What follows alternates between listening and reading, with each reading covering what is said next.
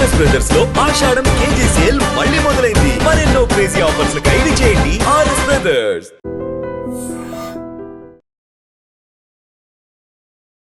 పార్లమెంటుకు ద్వితీయ పంచవర్ష ప్రణాళిక సమర్పణ, పరిస్థితులను బట్టి సర్దుబాట్లకు అవకాశం ఉండగలదని ప్రధాని నెహ్రూ స్పష్టీకరణ. ఇదేంటి నెహ్రూ గారి వార్తలు చదువుతున్నారు అనుకుంటున్నారా? ఎస్, ఇదే చాలా great and interesting news. So మనమైతే అనకాపల్లి జిల్లా పరవాడకు వచ్చేసాం. GR antiques. సో ఈ ఒక ఛానల్ ద్వారా ఎన్నో పురాతన వస్తువులు ఆయన కలెక్ట్ చేయడమే కాదు, అందరికీ అందిస్తూ ఒక నాలెడ్జ్ షేర్ చేస్తున్నారు. మనకు తెలియలేని ఎన్నో విషయాలు తెలియజెప్తున్నా గంగాధరరావు మాస్టర్ గారి ఇంటికి వచ్చేసాం. నమస్తే సార్. సో ఇప్పుడు నేను చదివిన ఈ హెడ్లైన్స్ ఎప్పుడు తెలుసా? 16/5/1956 సంవత్సరంలోనే అనమాట. సో ఆనాడు లార్జెస్ట్ సర్క్యులేటెడ్ అయినటువంటి తెలుగు డైలీ ఈ దినపత్రికలు ఎలా ఉండేవి, వాటి సిస్టమ్ ఎలా ఉండేది, ఇందులో మనం చాలా తెలుసుకోవచ్చు. ఇప్పుడు మనం ఇంట్రెస్టింగ్గా అబ్జర్వ్ చేస్తున్న గోల్డ్ రేట్స్ అప్పట్లో ఎలా ఉండేవి, అన్ని చాలా విషయాలు తెలుసుకోవచ్చు. ఇప్పట్లాగా ఆద్రాబాద్రాగా హరిబరిగా బ్రేకింగ్ లేవు, పరిగెట్టడాలు లేవు. ఎలక్ట్రానిక్ మీడియా, ప్రింట్ మీడియాతో పాటు ఎలక్ట్రానిక్ మీడియా, డిజిటల్ మీడియా ఇట్లాంటి హడావిడి లేనప్పుడు నిదానంగా ఒక పేపర్ పట్టుకుని ఆ వార్తలు చదువుతుంటే దాని మీద ఒక డిస్కషన్ నడుస్తుంటే వీధిలో ఏంటి సార్ అవన్నీ కూడా ఒక స్వీట్ మెమోరీస్. చాలా అండి. పేపర్ వచ్చిందంటే ఏ రోజు పేపర్ ఆ రోజు వచ్చేది కాదండి. పేపర్ రావాలంటే ఈ రోజు ముద్రించిన పేపరు తర్వాత రోజు వచ్చేదండి. పేపర్ మద్రాసులో ముద్రించబడేదండి. ఇక్కడ మీరు గమనించండి, 6 పేజీలు ఒకవేళ ఒక అనా. ఇక్కడ చూసినట్లయితే పేపరు 6 పేజీలు వెల 1 అనా. మద్రాసు బుధవారం, మద్రాసు నుంచి మాత్రమే పేపర్ వచ్చేదండి మనకి. ఈ విధంగా ఏంటంటే ఈ పేపర్ తేవాలంటే తెచ్చుకోవాలంటే ప్రత్యేకించి మెయిల్లో వచ్చేదండి. మద్రాసు నుంచి హౌరా వెళ్ళే మెయిల్లో ఈ పేపర్ వచ్చేది. అక్కడ ముద్రించబడినటువంటి ఈ రోజు ముద్రించబడిన పేపరు రేపటికి వచ్చేదండి. రేపటికి వచ్చిన తర్వాత ఏ రైల్వే స్టేషన్కి వచ్చినా మళ్ళా పట్టణాల్లో వచ్చేది. గ్రామాల్లో జమీందారులు పెద్ద కొంచెం కాస్త కోస్తా ఉన్నవాళ్ళు ఈ పేపర్ని ప్రత్యేకించి ఒక మనిషి అక్కడ ఉండి సమీపంలో ఉండే పట్టణాలు ఉండి అనకాపల్లిలో లేకపోతే విశాఖపట్నము ఈ పలానా పట్టణంలో ఉండి కాకినాడ లేకపోతే పెద్ద పెద్ద సామర్లకోట ఈ రైల్వే స్టేషన్లో ఉండేటటువంటి పట్టణాల్లోనే ఇక్కడికి ఉండి లేదంటే ఆదిలాబాదు ఏదైనా సరే పట్టణంలో ఉండి ఒక మనిషిని పంపించి ఆ పేపర్ వస్తుంది ఈ రోజు రేపు నిన్నటి పేపర్ ఈ రోజు వస్తుందంటే ఆ మనిషి సైకిల్ వేసుకొని ఆ పేపర్ కోసం ఉండేవాడండి. ఓ 30-40 కిలోమీటర్లు ఆ పేపర్ పట్టుకొని సైకిల్ తొక్కుతూ వాళ్ళ యజమానికి పేపర్ అప్పచెప్పుకోరు. సో విరివిగా అందరూ పేపర్ చదివే అవకాశం ఉండేది కాదండి. ఎందుకంటే ఆ రోజుల్లో ఒక అణ అంటే చాలా ఖరీదు ఎక్కువ. ఎందుకంటే 16 అణాలు అంటే ₹1 అండి. 16 అణాలకు ₹1. అటువంటిది ఒక 20 అణాలు 30 అణాలు ఇస్తే 1 తులం బంగారం వస్తుందండి. అంటే ఒక గ్రామానికి ఒక్కరు మాత్రమే బాగా డబ్బులు ఉన్నవారు మాత్రమే పేపర్ వేయించుకునేవారండి. మిగతా వాళ్ళు ఎవరు కూడా పేపర్ వేయించుకోలేదు.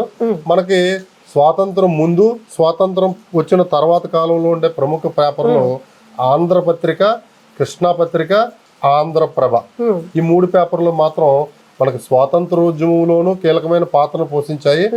స్వాతంత్రం తర్వాత కూడా మంచి ప్రభుత్వాల నిర్మాణంలోనూ ఇవి విమర్శనాత్మకం కావచ్చు, ముక్కుసూటి కావచ్చు, ఈ ముగ్గురు కూడా చాలా వీళ్ళ ఎడిటర్స్ కూడా అండి చాలా ప్రముఖ వ్యక్తులండి. నార్ల వెంకటేశ్వరరావు గారు ఆ రోజుల్లో స్వాతంత్ర ఉద్యమానికి నాయకత్వం వహించినటువంటి వ్యక్తి, ఎన్నో విలువలు ఉన్నటువంటి వ్యక్తి. విశాఖ ప్రెస్ క్లబ్ కి ఈయన పేరుతోనే ఉంది. నార్ల వెంకటేశ్వరరావు గారు రాసినటువంటి పద్యాలు ఈ రోజుకి కూడా పాఠ్య పుస్తకాల్లో ప్రభుత్వం ముద్రించి వీని తాలూకా భావజాలాన్ని ఈ రోజు కూడా మరి ఈ తరంకు కూడా ఆయన చనిపోయి ఒక 80 సంవత్సరాలు 70 సంవత్సరాలు అయినా సరే ఈ తరానికి కూడా అందిస్తున్నారంటే ఎంత గొప్ప వ్యక్తో అర్థం. అలాగే దేశోద్ధారక ఈయన చూసినట్లయితే ఆంధ్రపత్రిక ఎడిటర్ని మనం చూసినట్లయితే దేశోద్ధారక కె నాగేశ్వరరావు గారండి. ఈయన కూడా చాలా ప్రముఖ సంపాదకులు. ఈ ఆంధ్రపత్రిక అనేది తర్వాత కాలంలో కనుమరుగైందండి. సార్ మన దగ్గర 55 నాటి పేపర్స్ ఉన్నాయి కాబట్టి ఇంకా ముందు ఉన్నాయండి. గోల్డ్ రేట్స్ ఇంకా ముందు ఉన్నాయండి. ఇక్కడ ఇది చూసినట్లయితే ఆంధ్రప్రభ 1948 నాటి పేపర్ అండి. ఇది చాలా ముఖ్యమైనటువంటి ఈ రోజు హైదరాబాద్ లో చేసినటువంటి నైజాం చేసినటువంటి అరాచకాలన్నిటిని కూడా కళ్ళకు కట్టినట్టు ఈ పేపర్ లో ఉన్నాయండి. పదజాలాలు చూస్తే ఇది 1948 నాటి పేపర్ అండి. ఇక్కడ చూడండి, కాసిం సమస్య తిరిగి ఢిల్లీలో ఎడతెగని రాయబారం అండి. కాసిం రజ్వీని నవాబ్ ధిక్కరించగలిగితే ఒడంబడిక సాధ్యమైనట్లండి. బొంబాయి సరిహద్దులు నిజాములు సమీకరణ, రజకారుల నిషేధంపై రాయబారుల్లో ప్రతిష్టంభన. ఈ పేపర్లో అండి గ్రామాలను కూడా ఈ రజకారులు వీళ్ళ మీద చేసినటువంటి ఉద్యమం, నైజాముకి వ్యతిరేకంగా చేసిన ఉద్యమంలో వందల మందిని చంపేసినట్టు ఈ పత్రికలో ఉందండి. అంతా చాలా ఆనాటి విషయాలు. మరి ఆ రోజు ఎలక్ట్రానిక్ మీడియా లేదు, వీడియోలు లేవు, ముద్రలు లేదు. ఇవన్నీ చూసారా? ఇవన్నీ కూడా చాలా అరుదైనటువంటి దక్షిణ భారతాన్ని ఏకరాష్ట్రంగా నిర్మించాల డిమాండ్స్. దక్షిణ భారతదేశాన్ని మొత్తాన్ని కలిపి ఈరోజు రాష్ట్రాలను విడదీశారు. అంటే అక్కడ జార్ఖండ్ అవ్వచ్చు, ఛత్తీస్గఢ్ అవ్వచ్చు, ఇవన్నీ కూడా. ఇక్కడ ఆ రోజుల్లో 48 స్వాతంత్రం వచ్చిన మొదట దక్షిణ భారతదేశం అంతా ఒక రాష్ట్రం. అంటే తమిళనాడు, కర్ణాటక, ఆంధ్రప్రదేశ్, ఇవన్నీ కలిపి గోవా అన్నిటినీ కలిపి ఒక రాష్ట్రంగా చేయమని, కేరళ ఏకరాష్ట్రంగా చేయమనేటటువంటి ఒక డిమాండ్ అండి. ఇక్కడ ఆ రోజుల్లో సార్ ఒక ప్రాంతం గురించి పత్రికలు వచ్చిందంటే ఇంకా వాళ్ళకి మొత్తం చేంజ్ వచ్చినట్టే. అవునండి, ఒక విప్లవం. అవును. ఇక మీకు చూపిస్తున్నది ఆంధ్ర పత్రిక అండి. ఈ ఆంధ్ర పత్రిక పేపర్ 1955 జూలై 24 ఆదివారం అండి. ఆదివారం నాటి పేపర్. ఇందులో చాలా విషయాలు ఉన్నాయి. కొన్ని విషయాల గురించి మనం చూద్దామండి. ఇప్పుడు సినిమా అడ్వర్టైజ్మెంట్స్. ఆ సినిమా అడ్వర్టైజ్మెంట్ చూడండి. నేషనల్ పిక్చర్స్ సమర్పించు Parashakti, director Krishnan Manju, studio AVM, August విడుదల. ఆ రోజుల్లో సినిమా అడ్వర్టైజ్మెంట్లు ఈ విధంగా ఉండేవండి. మల్టీ కలర్ లోనే 55లో ముద్రించారండి. సరే, ఇందులో గోల్డ్ రేట్స్ ఎక్కడ ఇంట్రెస్ట్ అన్నీ ఉన్నాయి. గోల్డ్ రేట్స్ ఉన్నాయి, మీకు చూపిస్తాను. ఆ రోజుల్లో వేటికి ఎట్లాంటి కాలమ్ స్పేర్ చేసేవాళ్ళు అనేది కూడా మనం చూడవచ్చు. ఉన్నాయండి, అన్ని కూడా ఇందులో కాలమ్స్ మెయింటైన్ చేశారు. ఆ గోల్డ్ రేట్స్ నగరంలో సినిమాలండి. ఆ రోజుల్లో సినిమా ఇన్ఫర్మేషన్ ఉంది. ఆంధ్ర వర్ష చూసిన, వర్షాలు ఎప్పుడు వస్తాయి ఏంటి, ఇవన్నీ ఉన్నాయండి. ఇంకా ఇక్కడ చూసినట్లయితే సో ఈ కాలం లో మనం స్పెసిఫిక్ గా చూడొచ్చు గోల్డ్ అండ్ సిల్వర్ రేట్స్ ఎట్లా ఉండేవో అప్పట్లో. ఇది 1956 నాటి పత్రిక. ఇక్కడ మనం చూసినట్లయితేనండి, ఇది మద్రాసు అండి. ఇది మద్రాసు రేట్లు. ఈ బొంబాయి సవరస్ రేటు బొంబాయి మార్కెట్ అండి. బొంబాయి మార్కెట్ లో చూసినట్లయితే మనకి వెండి 100 తులాలు 182 రూపాయల 8 అనాలండి, 8 పైసలు. ఇక్కడ ఫ్లాటా బంగారం, పొట్లా బంగారం అంటే పొట్లా బంగారం 106 రూపాయల 11 అండి. ఇది సవర్లు అనేవారండి. బంగారాన్ని సవర్లు అనేవారండి. సవర్లు 66 రూపాయల 12 పైసలు అండి. ఇక్కడ కలకత్తా అండి. కలకత్తాలో చూసినట్లయితే వెండి 100 తులాలు 179 రూపాయలండి. ఈరోజు వెండి మనం చూసినట్లయితే తులం 1200 ఎంతో అయిపోయిందండి. తులం చాలా ఎక్కువ, 1000 రూపాయల పైనే తులం ఉందండి.